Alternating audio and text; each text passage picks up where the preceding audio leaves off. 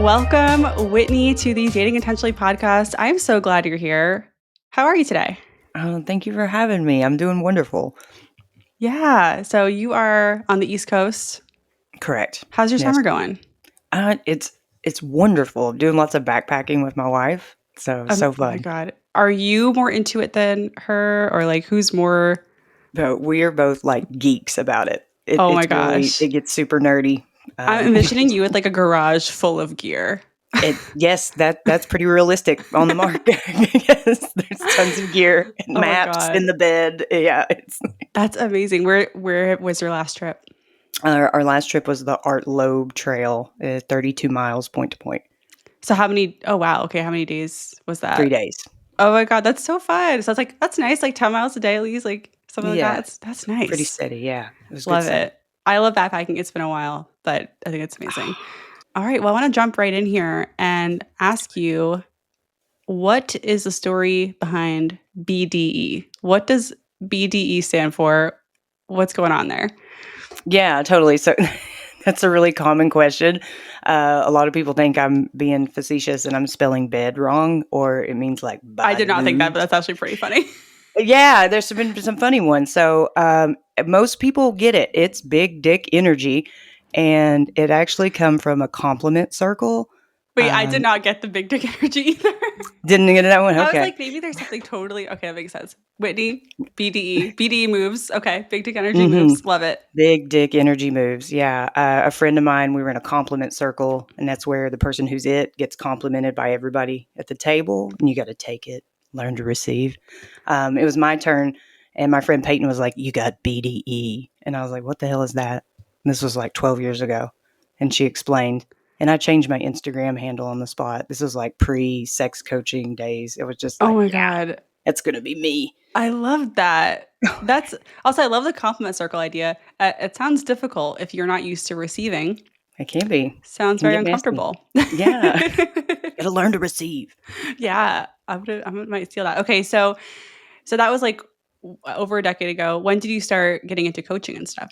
So I got into coaching with COVID. I was originally a yoga facilitator. So I'm used to like guiding people through stressful conditions that are good for the nourishment of their soul. Um, so then COVID hit and I lost all of those in person jobs and I jumped online. I taught yoga on there for a little while, but I love sex. I Yeah. love it, like in a nerdy, hyper focused way. So I started talking about it and people were vibing. And this business coach was like, "You can make money doing that." And I was like, "Shut the fuck up." No way. Like, That's awesome. I love how transformative COVID has been for so many of us, especially yeah. creatives. So were you doing yoga full time before? Or did you have like a corporate job? Like what were you doing? I was a full-time yoga facilitator and Love I was it. actually a part-time forklift driver because yoga facilitation doesn't really pay that well. So I Yeah. had like Yeah. heavy manual labor job on the I feel side with like that. these two things are on opposite ends of some spectrum. I don't know what spectrum it Absolutely. is, but it's like, Absolutely. It made me feel super butch though. It was really affirming. oh, I love that. Yeah, I feel like it's like yoga is like, I think calm, peace, like Mm. centric, and forklift, I think like loud, just aggressive. Yes, that's the Gemini in me. I'm Oh, I'm a Gemini multifaceted. too. No wonder we vibe. Well, thank you for that. So, yeah, you talk about so many things on your Instagram page. Your Instagram was recommended to me like over a year ago, and I was like, I need more diverse voices. And I'm so glad that someone dropped your name in the hat because your feed, you're a pleasure on my feed. Like when you come up, when you do your lives, do you do lives daily? Almost. Oh my Al gosh. almost. It's the Gemini. We gotta talk. I So know. so 90 I feel seconds so is not called enough out right now. time. Like So I have a podcast. You have a podcast too, but it's monthly, right? I do. I'm a Yeah. monthly podcast. Yeah. That's awesome. Okay. Well, we'll link all of that in the show notes for people. So, one thing that you talk about a lot is desire discrepancy. And Yes. before following your page, I actually never heard the term desire discrepancy. I've heard Mhm. mismatched libidos. Is that the same thing? Yes, there's many terms for this. Okay. So people will be like mismatched drives, mismatched libidos, desire discrepancy. I feel like desire discrepancy hits better because sex drive is such a confusing term in the first place. Like if you're in the sex education industry, you kind of get sick of this shit because it's like people are trying to equate it to a biological drive. Like, oh, I'm Oh, hungry, so I'm driven to go to the fridge. And sex is way more multifaceted than biological processes. So it's not like something like hunger that's going to hit you. It's more like there's a psychological piece, there's the physiological piece, like your body, but there's also the sociocultural. So, like your history of education, did you grow up with purity culture and shame? Do you identify as a woman? So then you're questioning, like, even if you have your own desires or basing your desires off of being wanted by someone outside of you. And there's so many pieces. And it's way more than like, are all your hormones in place to make you want this? Like, it kind of right. is like oversimplifying. So I like It's like desire both a discrepancy. relief to hear that and also a little bit overwhelming. Tell me about it. Yeah. Like, yeah, let's get into that a little bit more. Like if I'm like if I'm like someone who said I've never really had a high sex drive, which we, as you know, you said you're sick of hearing that shit, but like that's It's how okay. people are thinking about it. What do Yeah. you think is really going on? Like, what's an example hmm of like what could be going on? When I hear someone say, I have never really had a high sex drive, I hear someone comparing. Like Mm, immediately, that's where my mind goes is like, oh, you're comparing your own experience to someone else.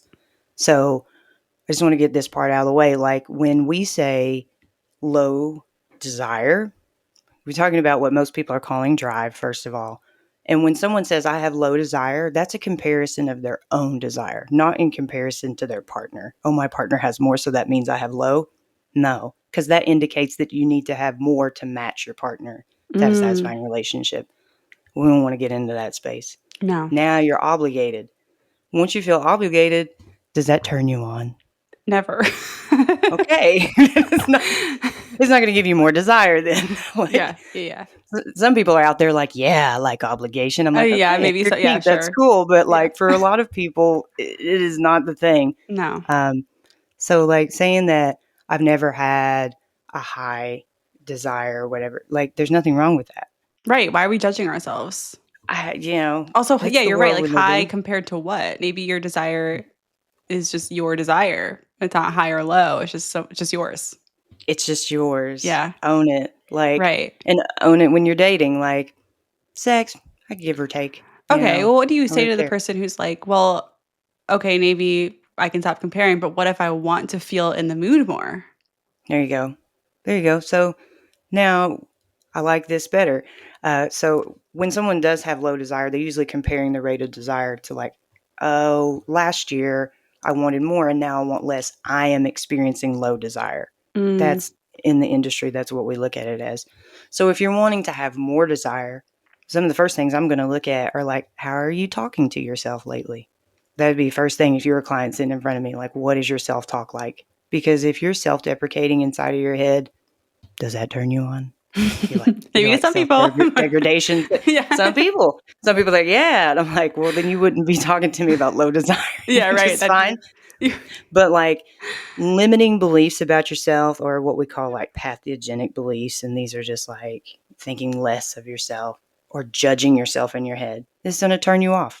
So I'm going to check on that. How are you taking care of yourself? I'm going to check in on that, and then what is your relationship like? Like, what are the other aspects of intimacy? Do you have emotional intimacy? Are you having experiences together? Are you, having intellectual stimulation? And what are your stress? What's your stress like? Mhm. And are you managing that? Right. It's not just as simple as like, am I feeling turned on? There are just so many things that go into it. Mm-hmm. Okay. Mm-hmm. This is great. I love this breakdown. I love thinking about these things. I'm also a nerd about this stuff. And it's so cool how much goes into it. It's a Um, lot. yeah. And it's a lot of work. Like we have to acknowledge that it is a lot of work to take care of ourselves and not just in the I don't know, the way we see on Instagram. It's not just bubble baths and spa treatments or whatever it is. It's like how you're actually talking to yourself. It's are you Absolutely. sleeping? Are you Oh, being yeah. sleep is a big one. Yeah. Like, if Like you're the not getting basics. quality sleep, like, look, okay, You people will be like, I need sex. And I'm like, no, you don't. You need sleep. You need to go take a hydrate and nap. you need to eat. If I take any of those away, you will die. Right. Like, Right. How can you feel sexy when you're like on 4 hours a night of sleep, like for a week? oh, No. Got to Yeah. take care of yourself first.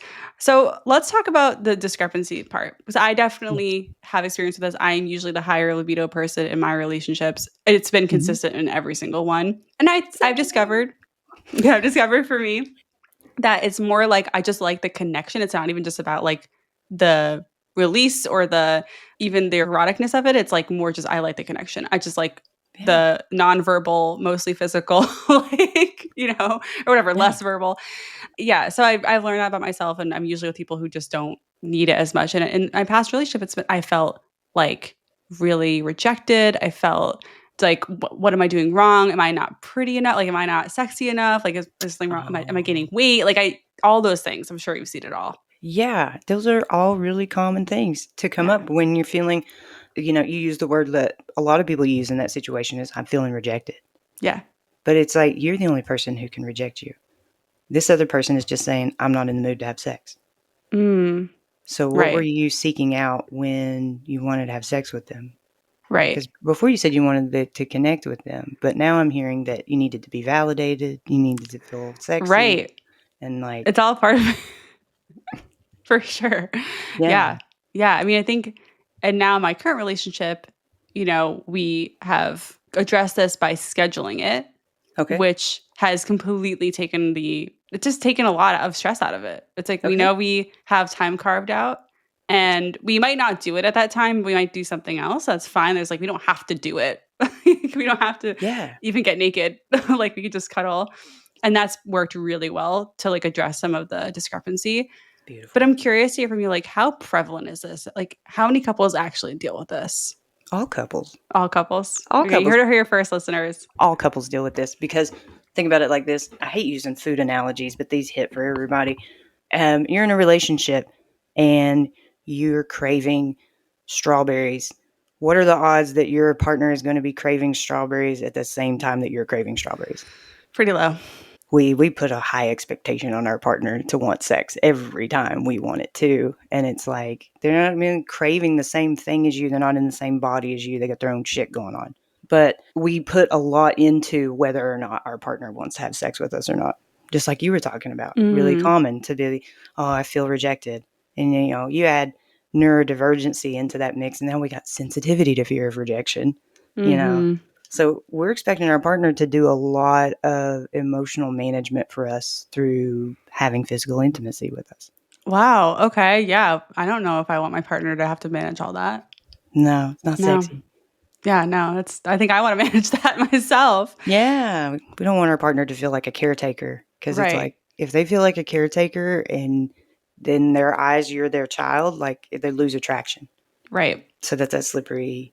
Yeah. But discrepancy is I feel like it's just a part of the relationship. Like my wife and I are pretty matched as far as having like really high desire, but we even have discrepancy where it's like I'm too tired Mm-hmm. or can I get with you in the morning? Like, I really want to in my mind. I'm so turned on for you. My body is trash. It's just That's done. me at night. Yeah, that's me at night. Like I'm like I cannot Absolutely. move. Like in theory, I'm really into it, but no. Yeah. So, I mean, yeah, learning to manage no is just like a regular part of being in a healthy relationship, period. Right. So, stop expecting your partner to want it at the same time as you every Okay. time. So what's some of the worst advice you've seen to deal with desire discrepancy? Oh my God. Um, just drink a glass of wine and do it. Um, Terrible. Absolutely Oh terrible. my god, wow. I'm not in this circle online as much, so I'm like I don't know if I've seen that, but I Mm. could see someone saying that. That is absolute bullshit. Like, I don't expect the higher desire partner to want it less to match the lower desire partner, and I also don't expect the lower desire partner to want it more to match the Mhm. higher desire. They've got to figure out if there are other compatibility markers there that exist that override that sexual incompatibility. And they can only be the ones who decide that there's satiation happening in that relationship without a direct match. You're kind of pointing like to the desire levels between two partners as a compatibility thing. Is that right? Mm, it has to be up to the people in the relationship to Right. decide if that points to incompatibility. Interesting. So can someone like I guess if, I know it is reasonable to break things off with someone who just the levels are completely mismatched, and that's a really big issue Mhm. for them. Like, what do you think about that? Like, how can someone come to terms with that? I think that's really hard if you are sitting in a relationship being like, we're not having enough sex, and the other person doesn't even want to engage with this. It's extremely hard, and there's no, like, direct answer that I can give you that'd be Yeah. cut across the board. Like I said, the number one thing that I ask clients to do is just, like, look at all of the compatibility markers, Mhm. and then let's look at what the compromise is here, because it's different for different people.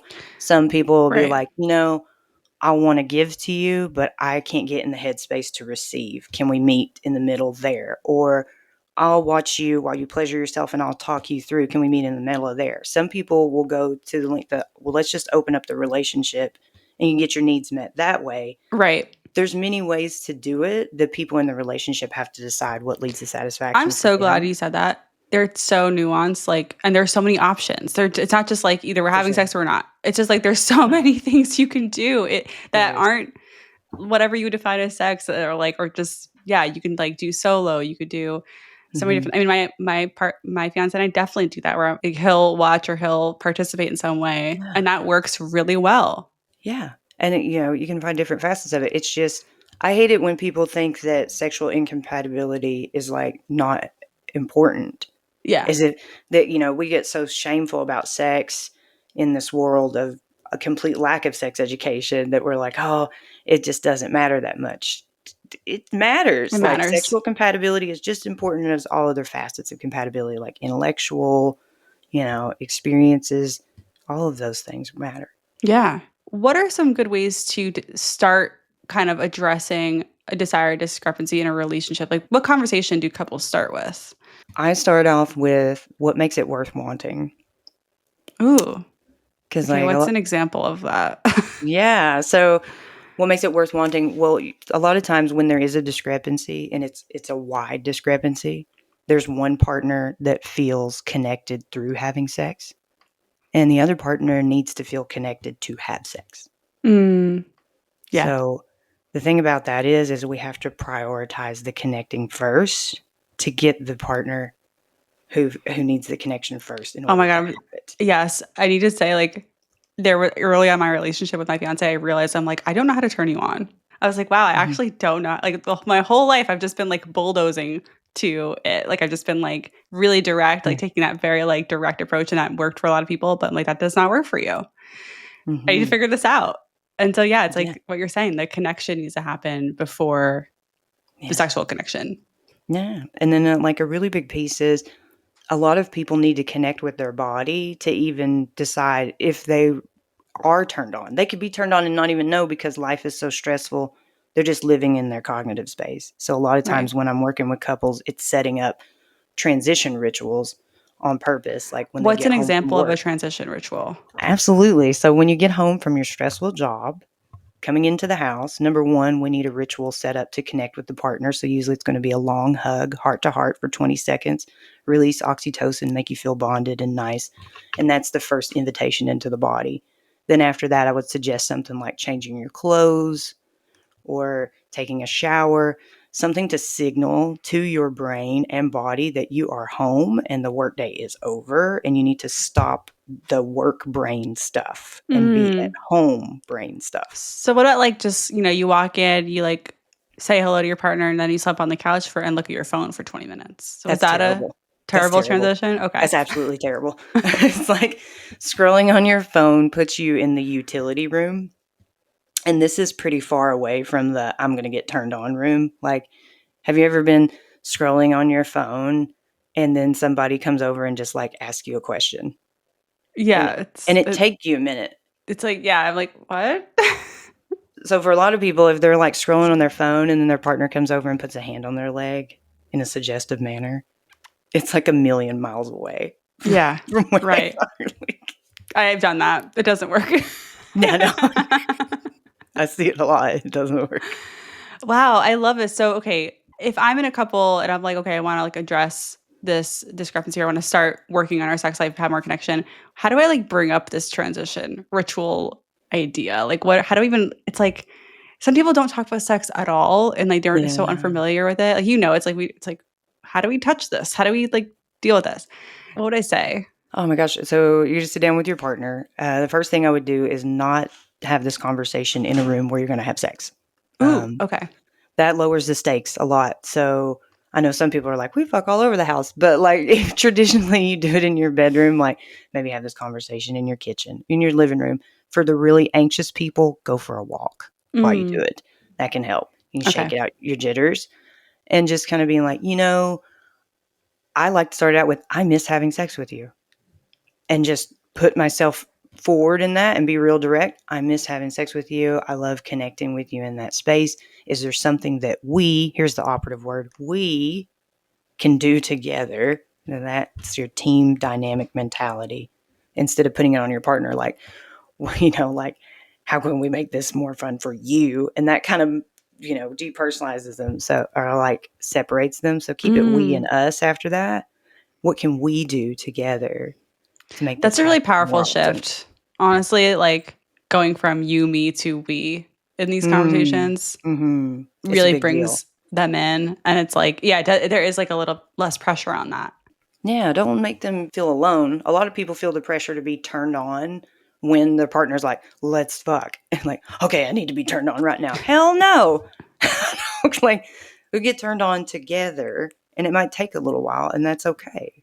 Yeah, it's, in my experience, it's been tough. Like my fiance and I have these conversations, like we talk about this stuff. And I think where I get stuck is like he hasn't done as much exploration, and like I've done a lot of exploration on this, so he doesn't really know what he likes or like what he wants, which is Okay. like I don't make him feel bad about that, but it's hard. It's like okay, so it's like kind of just it's like in my head I know this isn't something we're going to figure out in one conversation and in one experience, and it's going to be that's why we're getting married. It's going to be a long game. Maybe we'll figure it out in like Yeah, 50 years, hopefully sooner.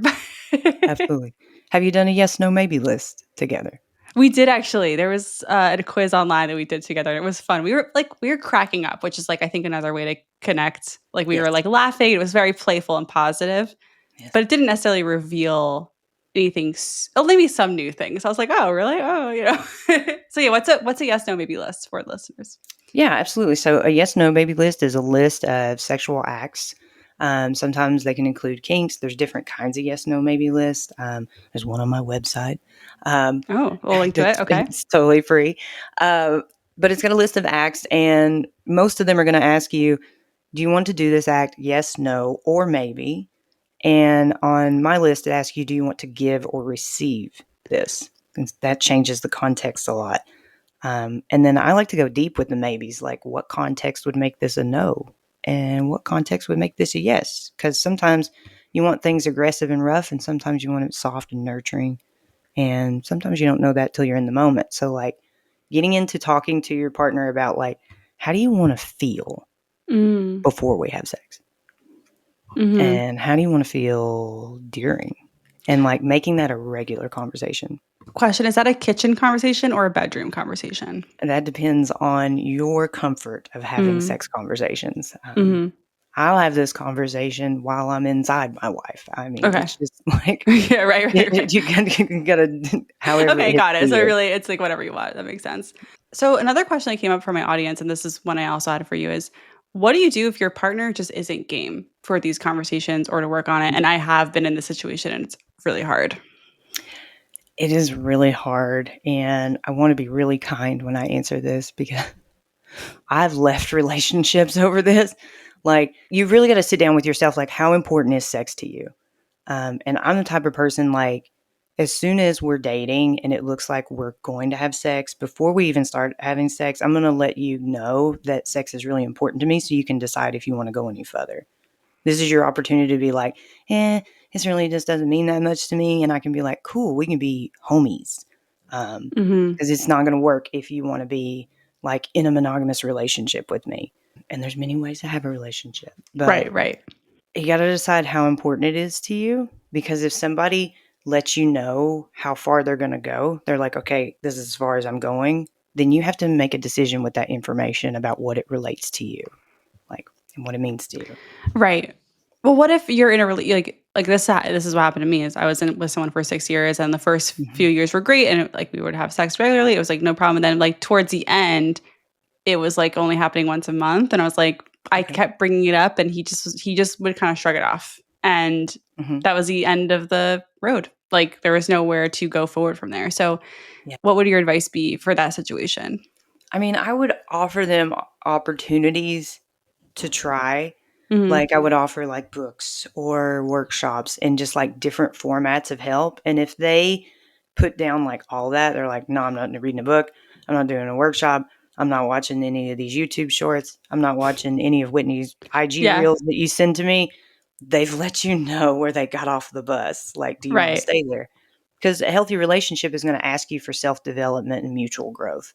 If Right. somebody doesn't wanna go in that direction, are you ready to stop here, or what do you Yeah. wanna do? And what would you say to the person who is actually is the one who's like, I don't want to work on this, or like Oh, have resistance? hmm. I would ask them what their concerns are. Like, do you have concerns? Is this causing like big feelings for you on the inside? Because maybe they need some outside help. And like, Hmm. sometimes it is time to bring in like a sex counselor, a sex therapist. And I think because shame is so deeply ingrained with sex, you are going to meet people who are stuck in that resistance. You can Yeah. offer opportunities to pivot, but you can't do the healing for them. No, you cannot. Mm-mm. Yeah. This is so amazing. What are some resources that maybe on your site or like to learn more about desire discrepancy? Yeah, so, like, with desire discrepancy, my number one recommendation is gonna be Emily Nagoski. Oh So yeah. looking at, like, Come As You Are. For more inclusive language, there's a book called Desire that is kinda like a little bit more of the LGBTQI plus community language, Okay. but the same stuff as Emily Nagoski is talking about. Love That's her gonna take book. you on a Yeah. deep dive. I asked my fiance to read it and he did. And that also was led to great conversations. I know if I give Good him a book, he's job. going to read it. Like that's how I've learned. Like, Good yeah. job. You Yeah. can also listen to my podcast, Own Your Oh yeah. Pleasure, where I interview Jennifer Vincil and Lauren Vogel Mercy about their book Desire, talking specifically about desire discrepancy. Perfect. So I want to move on and I want to talk about something else that you talk a lot about on your page, which is people pleasing and sex. And you mentioned to me offline that people pleasing and sex don't mix. So first of all, how do you define people pleasing really quick? So, people pleasing is most commonly a trauma coping mechanism. So, usually you grew up in a home where you needed to adjust your words and your actions in order to emotionally manage your caretakers to keep yourself safe. So, if you grew up in a home, for example, where somebody said, "You stop that or I'm gonna give you something to cry about."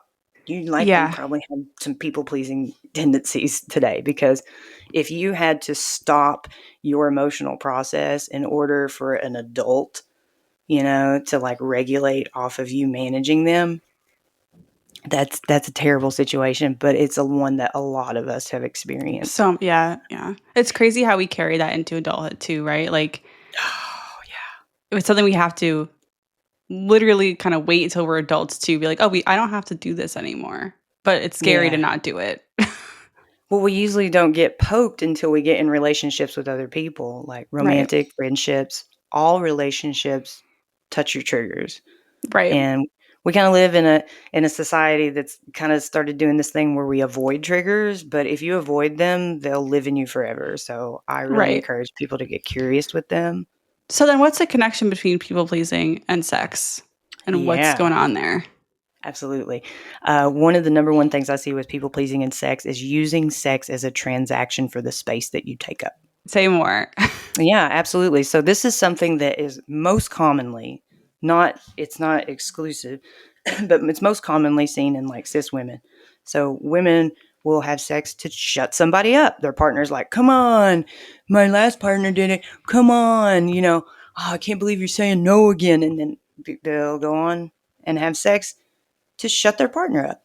So that's one way of people pleasing. Another way is when you're having sex with someone and they're doing something and you don't like it or it doesn't feel good, or if they would just move a little bit to the left, it would be mind blowing, but you don't say a fucking word because you're worried about what? Emotionally managing them.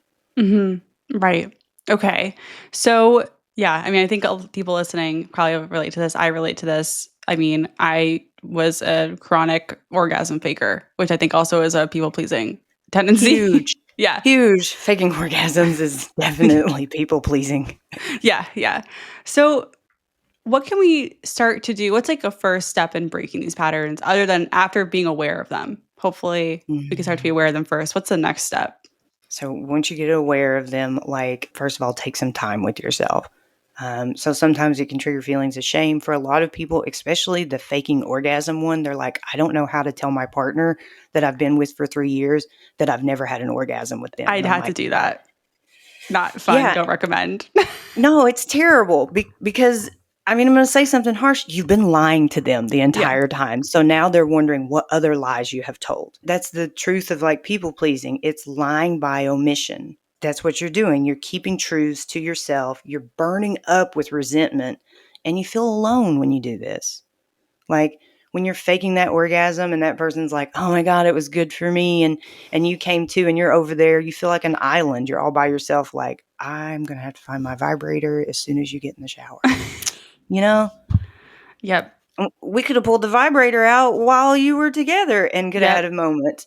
Or you can talk about how it's really hard for you to have an orgasm, so sometimes you're not going to. Like, Right. that's a big one right there. Everybody thinks we have to have an orgasm every time we have sex. Sometimes it's more stressful to have the orgasm. Yeah. Sometimes it's not happening, and that's okay. And It's not. It's and it like, like if you're in the people pleasing mindset, that can feel like you're letting them down. yes, Yeah. nailed it. Yeah. That's Nailed how it. I felt. That's how I felt. Like, Yeah, I was letting them down, and it's just that that's not the case. It's normal to not have an orgasm. absolutely. Because they keep talking to us about the orgasm gap all the time, like we can just close this by Yeah. focusing on performance. And I'm like, oh, this is making a bigger problem. Do you think the orgasm gap is fine? Like, what do you mean? So I think that it's better that we focus on pleasure than we focus on a bodily response Right. because not all orgasms are pleasurable. Right. Some of them are kind of meh. Yeah. Some of them are forced through your body in a non consensual situation. And we don't talk about that enough. How, like, an orgasm is like a sneeze, like your body builds up in tension and then there's an involuntary release, and it's not always attached to a pleasurable feeling. Right. Right. Right. That's such an interesting way of looking at an orgasm, and so true. It's not always pleasurable, which is such a No. weird thing to think if you've been taught that that is the point of sex and sex should be pleasurable and you're supposed to like be like moaning like a porn star and like all that Yeah. stuff. It's a mind fuck. So, what happens when you don't educate people about something the majority of the population participates in? That's why I'm glad you're doing what you're doing. I try. So, the first step to break this pattern after awareness is to be kind to yourself.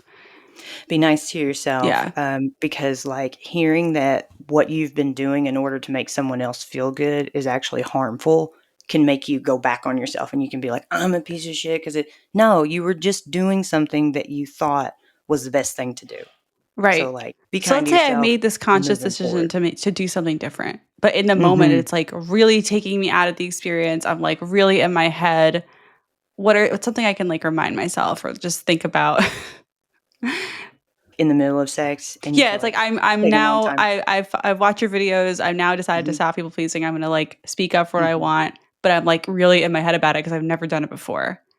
Okay, so we're in the middle of sex, and you're feeling the urge to like fake it. Yeah. Is that where we're going with But I this? know we're not supposed to.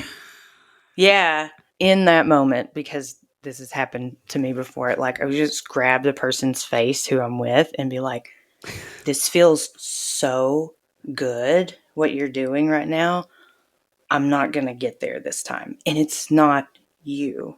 You Mm, can keep going if you want to." Or I can do you, or we can make out, or we can watch true crime and order takeout. But I just sounds want you to good. know, like, it's not you. And, Right. like, be ready for this person to not understand. They're going to be like, I'm a shitty lover. And they're going to have this, like, collapse because this is the shit that we've been taught is like, if everybody doesn't have an orgasm, it's a fail.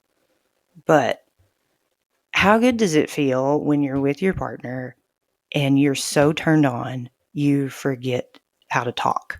It's just like, Right. you know? And we like rush through that feeling to get Mhm. to this. And sometimes the orgasm interrupts that delicious feeling of just being turned on and lost in the sauce. Right. It's like don't even think about the orgasm part. Just think about being in the moment, being present and like feeling all those good things leading up to it, even if it doesn't happen. Exactly. Because, like, Right. what's your favorite part about sex? Right. I mean, usually not the orgasm, honestly. Isn't that wild? Yeah. Yeah. I've asked like over 500 people what their favorite part about sex is, and one person told me orgasm. Yeah. I mean, it's like that's fun. But It's it's definitely not. What do you think about talking to your partner about what you've been feel like this kind of transition before you even have sex? I think that's a beautiful thing. So introduce them to the concept of pleasure-based sex. Mhm. So you're going to have to sit down and talk about it together because what we're all carrying is performance-based sex, which is goal-oriented. We're goal-minded. We're going to get in there, we're going to kiss, we're going to touch, and everybody's coming. Everybody's coming. We're on the escalator. Yeah. Yeah, high five. Like exactly. It's called staircase sex. Right, staircase. Yeah. I love it. Absolutely. We got to get off of that and onto the wheel, which is where you're just exploring. It's not an expedition, it's an exploration. We don't have an agenda or like an end point. It's just like, let's get in here and see what happens. Or like my wife likes to do, she likes to tell me, I don't want to come yet. I don't want this to end. Oh yeah, I'm So the like, queen of that. yeah. So like saying that to your partner is a real mind blower. They're like, what? She's like, Yeah. no, don't make me come yet. I don't want this feeling to stop. So you can make it as simple and direct as that. Like, Right. I love this feeling right now. Please don't make me come. I don't want it to stop. And that Right. can revolutionize it in their head. They're like, oh, I'm already doing a good job. I'm Right. already a great Like we lover. can stop Oh here, it'd shit. be fine. Yes. Like, this is already great. Yeah, yeah. I like the idea of talking about it before because I feel like that can help us. It's like when your partner knows what you're going through and like kind of like where you're at before you even take your clothes off or anything, it's like that can Yes. already feel a little safer. Ooh, now you're talking about real intimacy. Yeah, which is hot. It's so hot. Yes. So speaking of real intimacy, like I can talk about this forever, but I want to make sure we get to our last topic, which Mm, is keeping it spicy long term. yes. Which is, I think, such a common thing. Like I like to read Reddit sometimes, and it's just every post is like, our sex is so boring, or like we're in a rut. I know I don't love to put timelines on things, but when do you think this starts happening typically? Is there a time frame thing, or is it more of like a evolution of your intimacy and love that's like less attached to time? I will say that around the 6 to 7 year mark of a relationship is usually when I see this pop up, like a Whoa, that's spike. way Like later than I thought. Okay. it's like a spike right there of when I see this.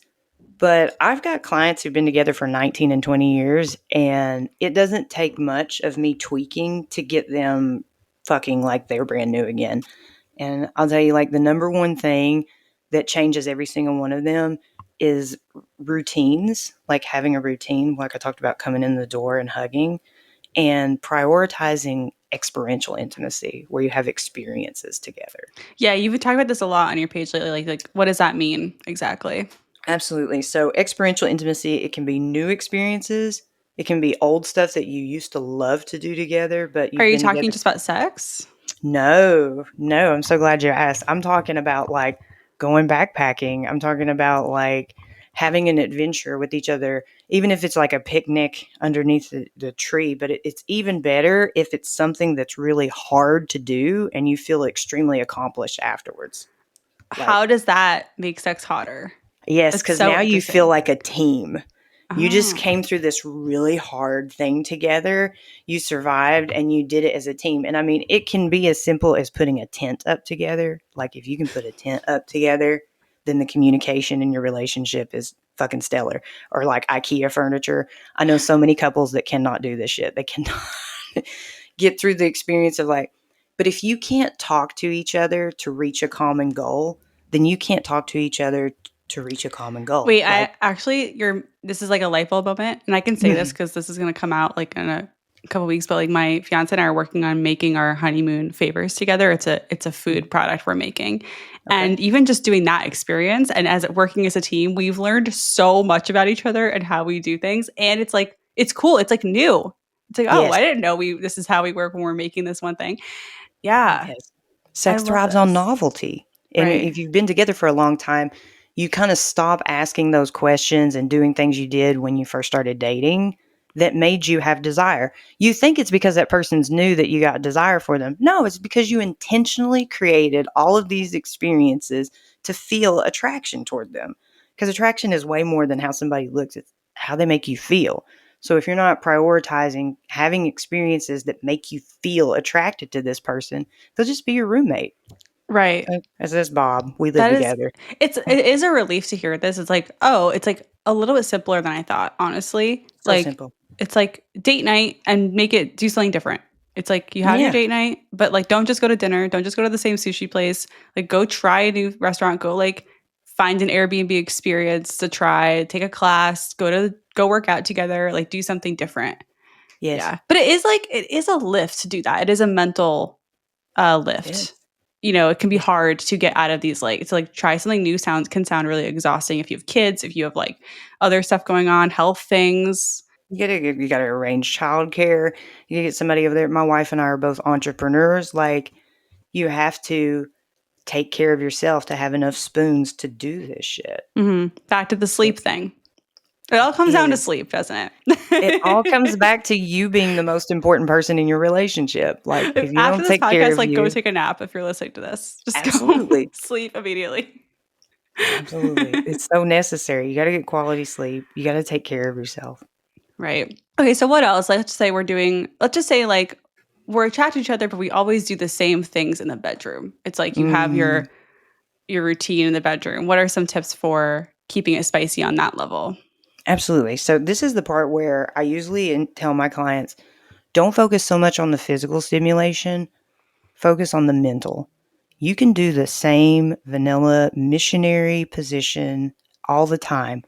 If you say something dirty in your partner's ear while you do it, or tell them a sexy story in their ear while you do it, you've just changed the whole thing and Mm, you kept the physical stimulation the same. So, like, changing it up and adding novelty doesn't necessarily have to mean like we got to go get accessories, we got to get into bondage, I got to learn how to tie these knots. Like, you don't have to unless that's like it lights you up thinking right. about that. But it can really be like, do you trust this person enough to tell them about the things you think about when you pleasure yourself? Mm, Now we've just dropped down into a whole other level of right. Do vulnerability. you Like, trust this person? I mean, yeah.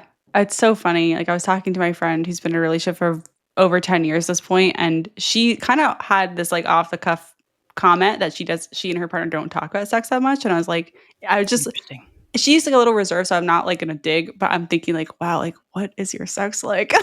Like Yeah. if you I think being able to talk about these things is so important. What's your advice for the person who's scared who like it's like we never talk about this? Like how do I even bring this up? So, like, the yes, no, maybe list is Mhm. like the zero entry. I'm coming into the pool. Let me walk in. Because now you got prompts. Because you Mm. ask somebody, like, what do you like? And the first thing they do is go, I don't Draw a know. blank, yeah. It just blank, it's like I hand you a blank sheet of paper. Here, write me a story. But if I give you a prompt, you can kind of get in a mood. So the yes, no, maybe list is kind of like a prompt. So that's like the thing that I put in front of people who are like, I don't even know how to talk about sex. The thing is like the more you talk about it, the easier it'll get. Yes. Yeah. So just like practicing is a big deal. I watch this happen for my couples all the time. I have a 10-week program. At the third week, they're so jazzed. They're like, we've been talking about it every day now. And I'm like, yeah, you've been doing it too, haven't you? They're like, yeah. I'm like, see, this it works. That's You talk about amazing. it, you want to do it more. It's like a flywheel. Yeah. I think it's like we have this assumption that we don't need to put in any effort into this part of our relationship, that it should just happen. It's organic. It should be natural. Just do it. Oh, It's like, no, you have to get the yes, no, maybe list. You have to take Whitney's program. You have to listen to the podcast and you have to sleep. You have to do all these things. right. Well, I mean, it's like, why is sex the one part of your life that's supposed to be great without any education Right. and any effort? No. Who decided I don't that? know. Like, It's I want ridiculous. a vacation to happen. I'm just going to wait.